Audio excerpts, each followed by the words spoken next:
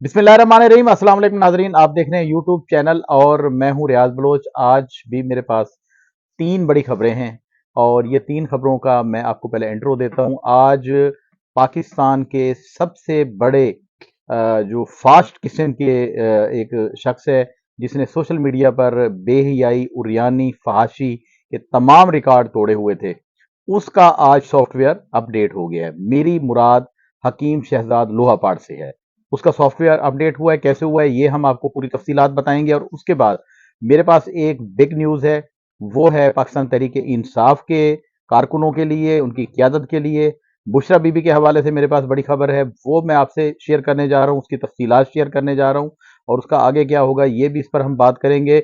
और उसके अलावा मेरे पास ये अहम खबर भी है कि पाकिस्तान में 2 नंबर काम में जो जो मुलविस है, जिस जिस 2 नंबर काम में जो जो मुलविस है, उसको पकड़ होने वाली है, वो गिरफ्तार होने वाला है, वो कानून के शिकंजे में आने वाला है। और ये आप देखेंगे इसी अक्टूबर में, अक्टूबर के एंड में आप देखेंगे कि हर वो बंदा जो 2 नंबरी में है वो गिरफ्तार होगा, कानून के शिकंजे में होगा। तो हम अपने प्रोग्राम को शुरू करते हैं। शुरू करते हुए मैं सबसे पहले आपको जो है खबर वो हकीम शहजाद लोहापाड़ की देता हूँ। लोहापाड़ ये क्या है, ये मैं आपको बताऊं कि सोशल मीडिया जब से आया है, आपको पता है कि एक तूफान बदतमीजी जो है पाकिस्तान में, दुनिया में, हर जगह पे, घर घर में सबके पास मोबाइल हैं, एंड्रॉइड मोबाइल हैं। और उन मोबाइल फोन्स का फायदा उठाते हुए जो लोग 2 नंबर किस्म के हैं, उन्होंने अपने इसे कारोबार बना लिया है और ऐसी ऐसी गुफ्तगू, ऐसी ऐसी प्रोडक्ट और ऐसी ऐसी चीजें वो फरोख्त कर रहे हैं इसी बिना पर कि देखते हुए यकीन जाने मर्द शर्मा जाते हैं। और अगर कोई खातून खोल लेती है, फेसबुक खोलती है, टिकटॉक खोलती है, कोई भी यूट्यूब खोलती है, तो उस पर ये मनहूस किस्म के लोग जो है सामने आकर अजीब अजीब गंदी गंदी बातें और गंदी गंदी गुफ्तगू कर रहे होते हैं। शुजाबाद से ताल्लुक था इस बंदे का और है भी।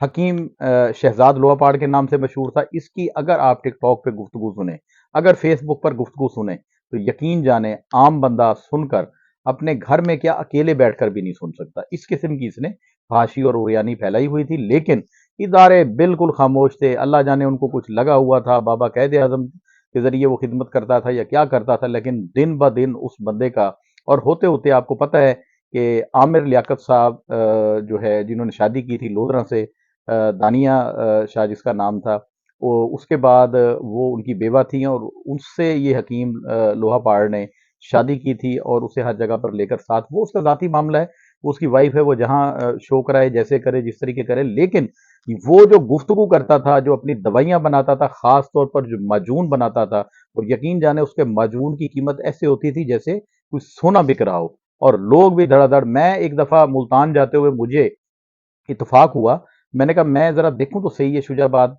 में ये क्या कर रहा है और वहां पर क्या चीज़ है। और मैं जाकर वहां पर बड़ा हैरान हुआ।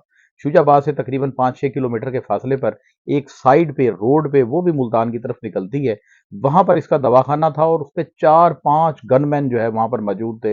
वहां पर टेंट लगे हुए थे, लोग जो है वो सैकड़ों की तादाद में बैठे थे, बड़ी बड़ी गाड़ियां। और बाद में मुझे ये पता लगा कि मुख्तलिफ इलाकों में उसने अपने एजेंट छोड़े हुए हैं और वो एजेंट खास किस्म के अमराज में और बीमारियों में मुब्तला जो लोग हैं, बेचारे लाचार हैं, बेकस हैं, जो डॉक्टरों के पास इलाज करा रहे थे, ठीक होते जा रहे थे, लेकिन उनको जल्दी ठीक होने का कहकर वो एजेंट जो है यहाँ पर लाते थे और हकीम शहजाद लोहापाड़ उनसे हजारों नहीं लाखों रुपए बटोर लेता था। और ढिठाई के साथ उसने उसकी वीडियो बनानी और उनके बाद उन्हें पूछना कि बताएं मेरी फिर दवाई का क्या हुआ, कैसे हुआ।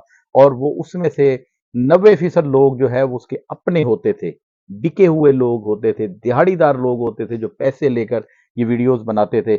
और उस पर हकीम शहजाद पर क्या हुआ, ये कहते हैं ना कि जब खुदा की लाठी बरसती है तो उसकी आवाज़ नहीं आती, वो शिकंजे में आ जाता है। तो हकीम शहजाद लोहापाड़ साहब ये हदें सारी उरियानी की, फहाशी की, बेहियाई की और कायदा गुफ्तगू की हदें जब पार कर रहे थे, तो इसी दौरान उन्होंने शोखी शोखी में अपनी बड़ी गाड़ियां दिखा रहा है, अपने बड़े जो है वो पैसों को दिखा रहा है और बड़े बड़े काम जो है वो दिखा रहा है। इसी दौरान उसने जो पिछले दिनों एक मुबैना तौर पर एक वाकया जो है दिखाया गया था और बाद में उसकी तस्दीक नहीं हो सकी थी, पंजाब कॉलेज के हवाले से, उसके हवाले से उसने एक काबिल एतराज़ गुफ्तगू की, जिस पर साइबर क्राइम जो है वो ایکشن میں آیا اور اس کے بعد سائبر کرائم کی طرف سے چھاپا مارا گیا اور ملتان سے لوہا پاڑ صاحب کو گرفتار کر لیا گیا، اور لوہا پاڑ صاحب نے اس کے بعد اپنی گرفتاری کے بعد ایک شرمندہ ہونے کا، اس سے بھی اس کی شکل جو ہے آپ دیکھ لیجئے گا، میں ابھی ویڈیو آپ کو دکھا دیتا ہوں،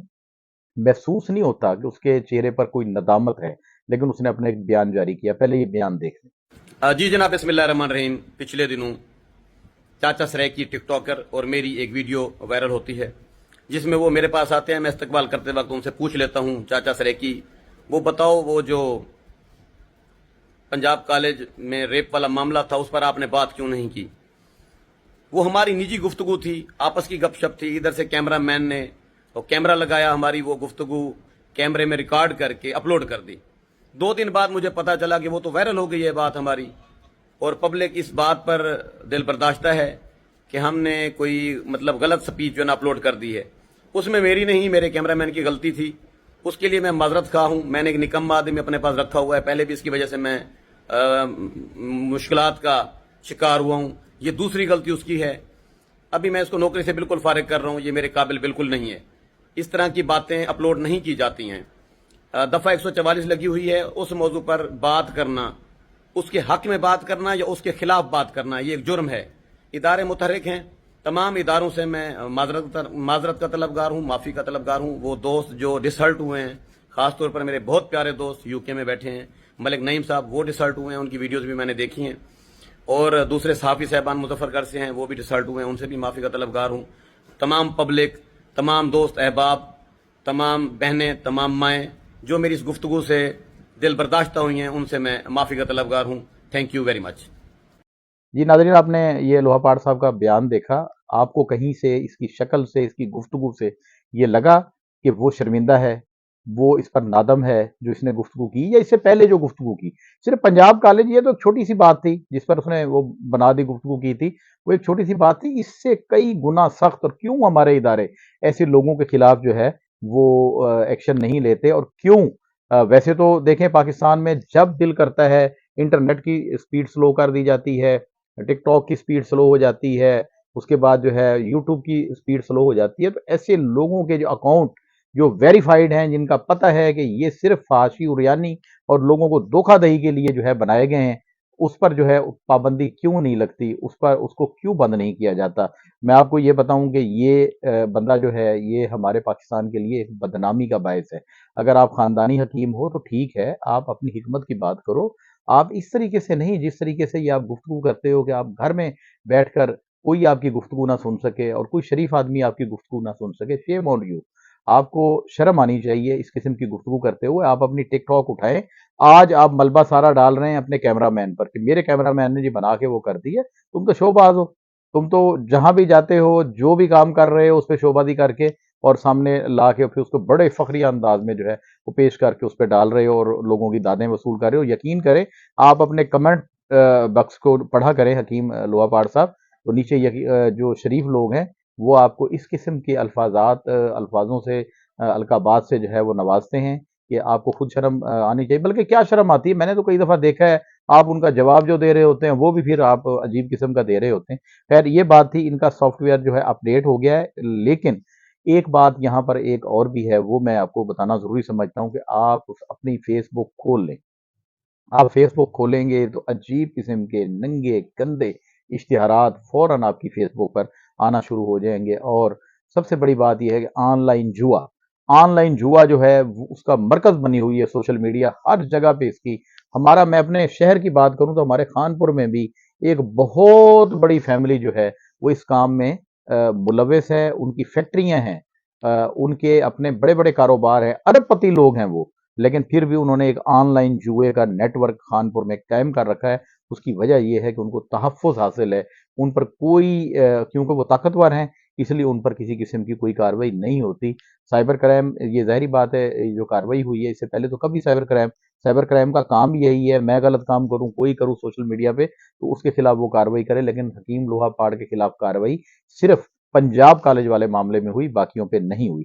تو میں یہاں پہ یہ گزارش کرنا چاہتا ہوں کہ سوشل میڈیا پر حکومت اور ادارے جو ہے وہ گہری نظر رکھیں، اور اس قسم کا مواد جو قابل مواخذہ ہے उसको फौरी तौर पर वहाँ से हटाया जाए और जो लोग ये चला रहे हैं उनका पीछा करके उनके नेटवर्क को पकड़कर उसको कैफर किरदार तक पहुँचाया जाए। अब हमारे पास दूसरी खबर है तोशाखाना 2 केस के हवाले से। तोशाखाना 2 केस में आज इस्लामाबाद हाई कोर्ट ने बुशरा बीबी की ज़मानत जो है वो मंजूर कर ली है और आज यही बताया जा रहा था कि ज़मानत मंजूर होने के बाद जो बुशरा बीबी हैं वो आज जेल से बाहर आ जाएंगी। लेकिन बाद में पता लगा कि कुछ शायद जजेस की अदम जो है वो दस्तयाबी वो नहीं थे जजेस, तो उस वजह से उनकी रोबकार पर जो है वो दस्तखत नहीं हो सके।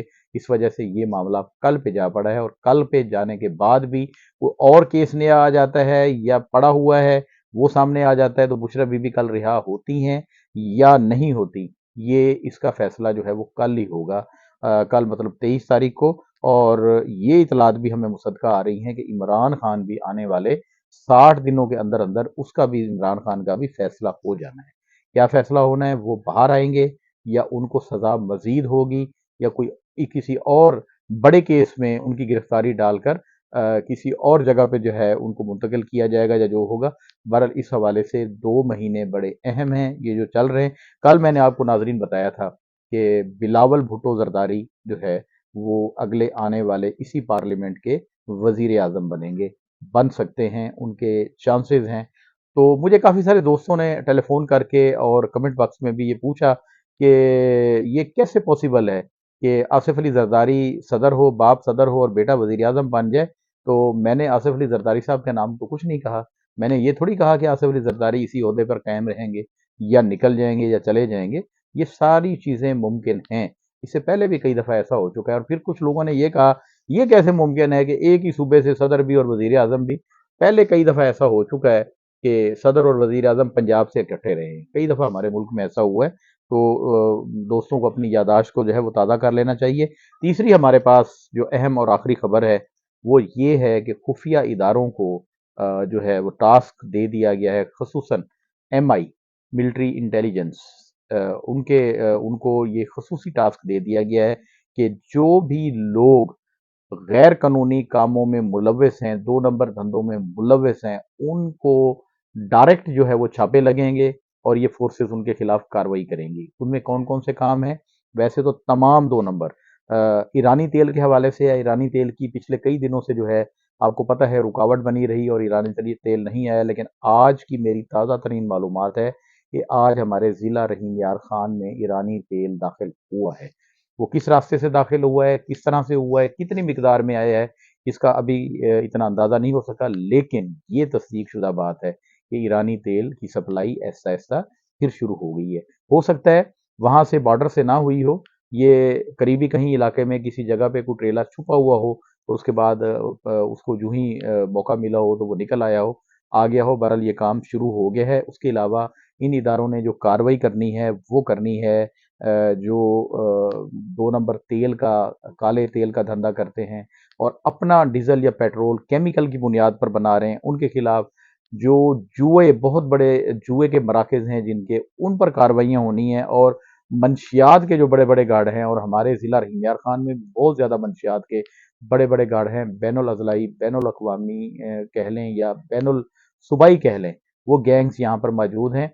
वो भी आहिस्ता-आहिस्ता सर उठा रहे हैं, तो इनके खिलाफ भी कार्रवाई होनी है। और उसके अलावा जो लोग 2 नंबर असनाद बनाते थे, मैट्रिक की, FA की या कोई और 2 नंबर असनाद बनाकर उस बेस पर जो है बैरून मुल्क या किसी भी जगह पे नौकरियाँ हासिल की जाती थी, वो जो लोग अब बना रहे थे, डिग्रियाँ बना रहे थे या असनाद बना रहे थे, उन पर भी तकरीबन कार्रवाई होने वाली है। और उसके अलावा दीगर जितने भी गैर कानूनी काम हैं, इन पर अब ये इदारे, खुफिया इदारे कार्रवाई करेंगे और बराह रास्त और डायरेक्ट करेंगे तो इंशाल्लाह इनका खात्मा भी मुमकिन होगा। क्योंकि जो मकामी पुलिस है, पूरे पाकिस्तान की मैं बात कर रहा हूँ, सिर्फ अपने ज़िले की या पंजाब की बात नहीं कर रहा, पूरे पाकिस्तान में जो पुलिस है ये हफ्ता तय कर लेती है, भत्ता तय कर लेती है। इसके कुछ एहलकार SHO ईमानदार बैठा है तो नीचे वाले जो हैं वो अपना भत्ता ले रहे होते हैं और वो हर कार्रवाई की सबसे पहले खबर कर देते हैं। तो इस तरह बड़े रेड जो है वो नाकाम हो जाते हैं। तो अब ऐसा नहीं होगा। अब खुफिया इदारे के जो एहलकार हैं, स्पेशल टास्क फोर्स जो बनाई गई हैं, और मैं बहावलपुर के हवाले से आपको ये ज़िम्मेदारी के साथ कह रहा हूँ कि کئی چیزیں جو ہے اکٹھی ہو گئی ہیں. کئی 2 نمبر لوگ جو پہلے لاکھ پتی، پھر کروڑ پتی اور پھر ارب پتی تک بن چکے ہیں.